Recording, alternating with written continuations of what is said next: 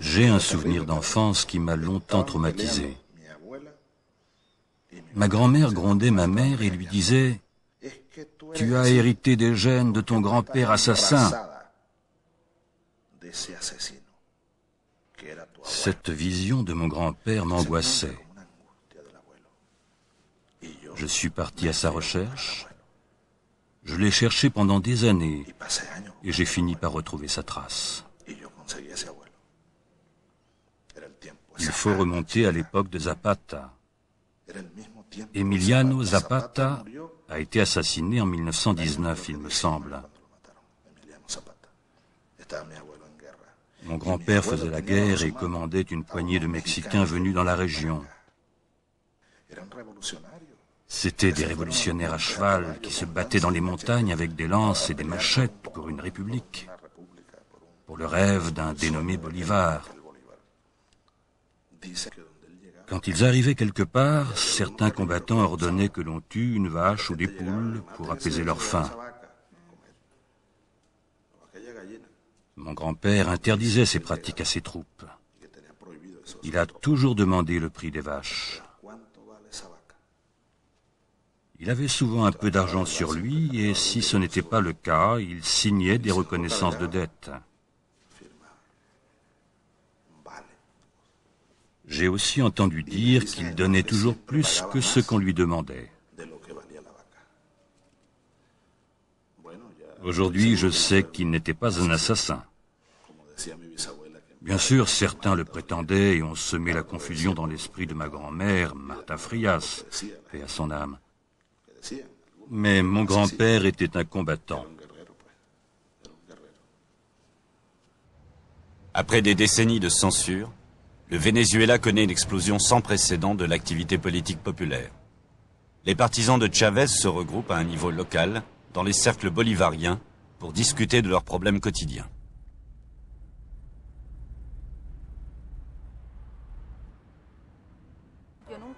Je n'avais jamais voté de ma vie.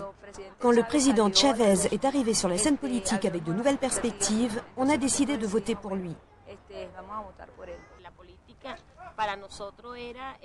Pour nous, la politique se résumait à deux clans. Ceux qui s'enrichissaient et ceux qui mouraient de faim toute leur vie. Maintenant, on s'intéresse de près à la politique, parce qu'elle est devenue démocratique.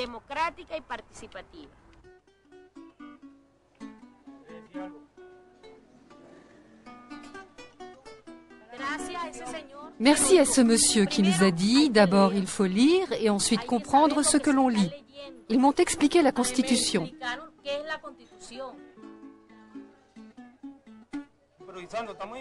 On improvise, voilà tout. On les aide dans leurs affaires.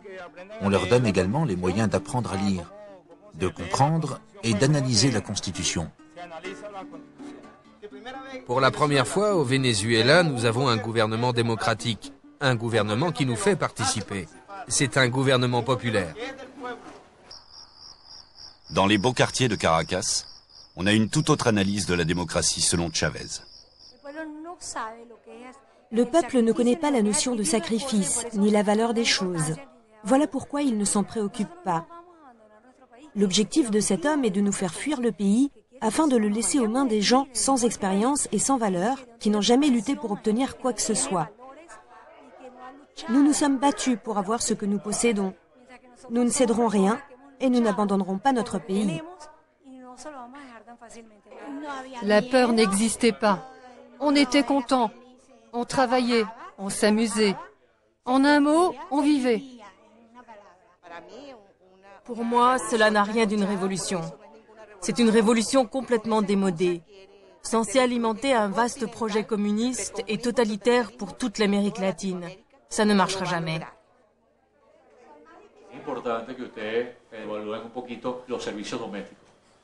Nosotros no tenemos muchísima evidencia de cantidades de domésticas que están ya involucradas con los círculos bolivarianos. De alguna forma pasan información.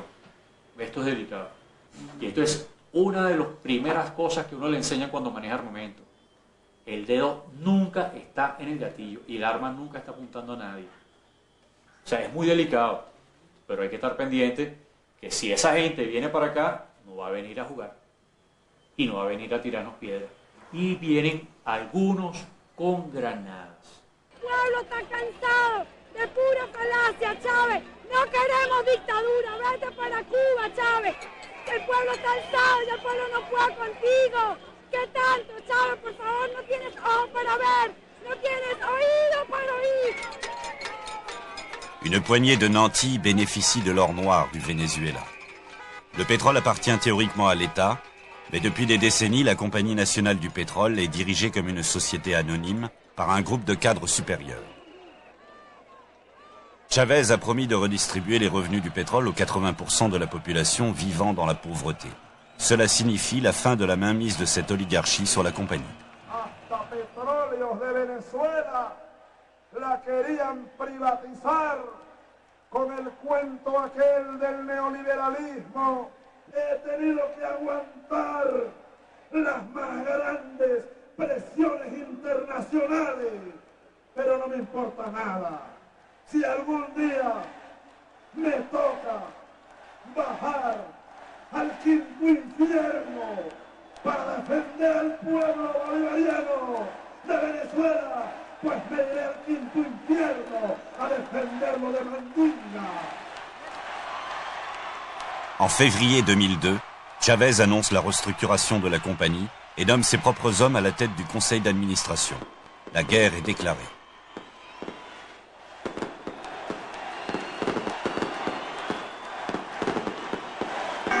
¿Usted cree que el presidente de la República está loco? El chavismo se apoya crecientemente en la violencia a medida que va perdiendo poder de convocatoria y popularidad. Se parecen a las fuerzas de choque que empleaban Mussolini y Hitler. Les médias privés appellent les Vénézuéliens à manifester. Ils leur expliquent que la volonté de Chávez de contrôler l'industrie pétrolière est une menace directe pour leur prospérité.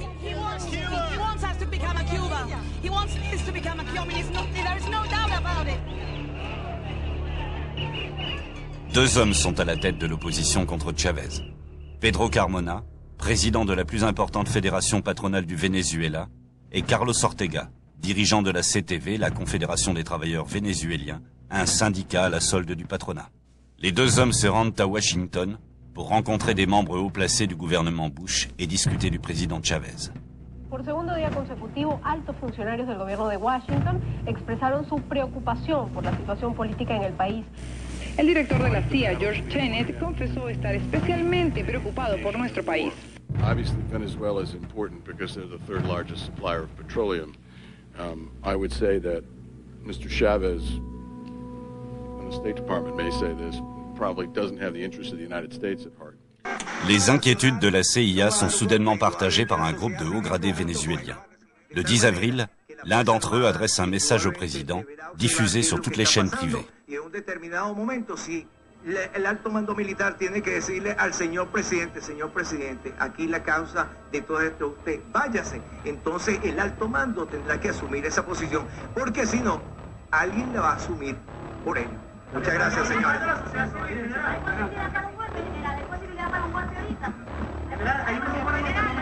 Declaraciones del general Néstor González vienen a reconfirmar que Hugo Chávez es agente al servicio de Fidel Castro y de la guerrilla colombiana. Le même jour, Carmona appelle à une manifestation d'opposition au siège de la compagnie pétrolière.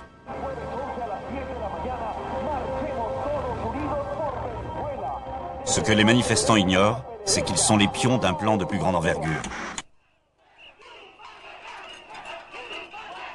Au matin du 11 avril, la marche d'opposition se met en branle et se dirige vers le siège de la compagnie pétrolière.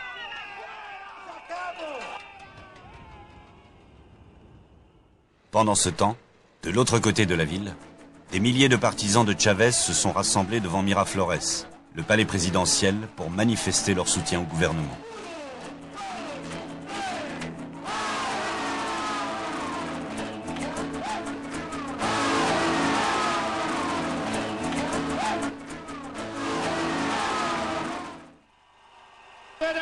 Au siège de la compagnie, les leaders de l'opposition décident, en toute illégalité, de modifier le parcours de la manifestation.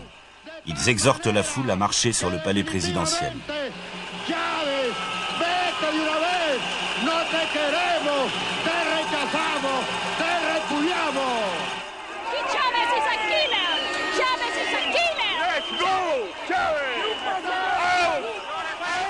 Que esta masa, que este río humano marche hacia Miraflores contundentemente para sacar a este traidor del pueblo venezolano.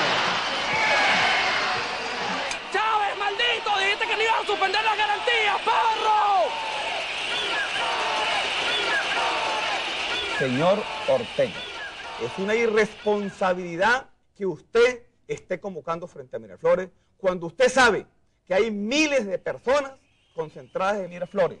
No busque usted una confrontación. Nosotros no vamos a caer en provocaciones, pero usted está provocando. Nous nous trouvons à l'extérieur du palais, au milieu des partisans de Chavez, lorsque des rumeurs font état de l'arrivée imminente de la manifestation. Ici, on commence à vouloir répondre à la provocation. Aquí tenemos una conspiración, pero esa conspiración es del imperialismo norteamericano. Hay todo un programa de la CIA. Lo peor de todo son los medios de comunicación que se han prestado para toda esta campaña desde la guerra sucia que están haciendo. Les manifestants approchent rapidement. Quelques-uns à l'avant du cortège semblent vouloir en découdre.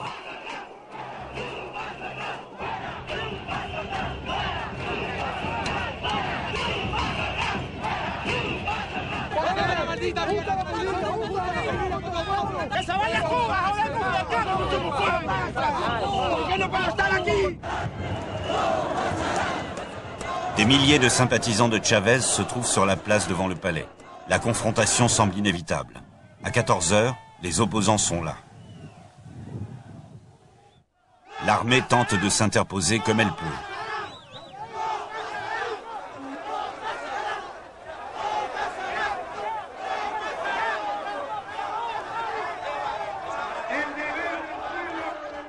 Nous nous trouvons dans la foule des partisans de Chavez lorsque soudain des coups de feu retentissent.